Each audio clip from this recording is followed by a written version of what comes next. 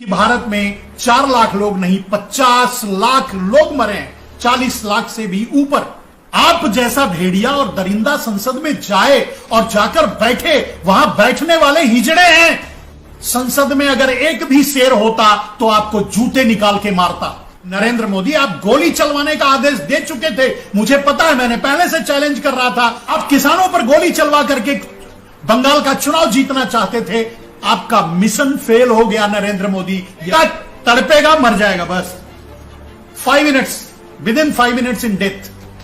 क्योंकि इस बार का जो रेडिएशन नरेंद्र मोदी फैलवाएगा वो रेडिएशन और तगड़ा होगा, जो बच्चों तक के इम्यून सिस्टम को भेद देगा।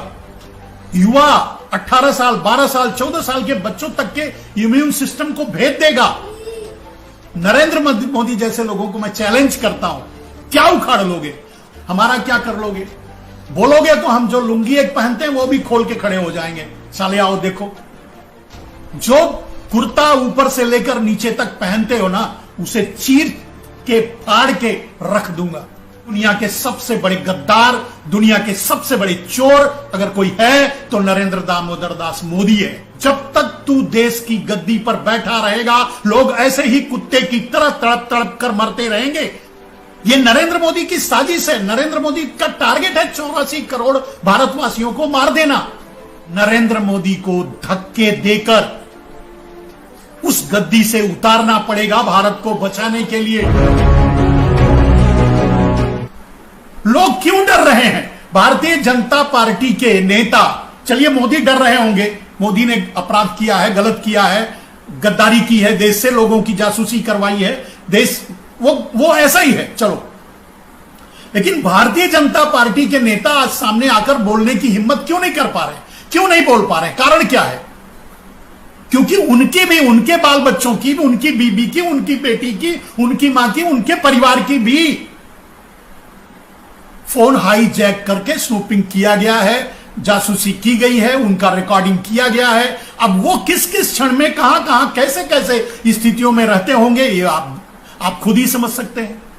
अब इसमें कोई अवैध संबंध अगर रहे होंगे वो तो और भी डर रहे होंगे। जैसे आरएसएस वाले, मोहन भागवत, क्या आरएसएस का एक भी चड्ढी गैंग आकर के सामने कह रहा है, चड्ढी गैंग का एक भी सदस्य आकर सामने बोल रहा है कि किसानों के साथ अन्याय हुआ?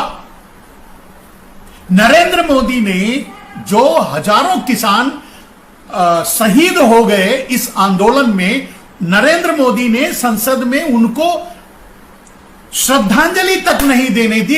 इससे बड़ी क्रूरता इतिहास में कभी देखने को नहीं मिली है मेरे दोस्त।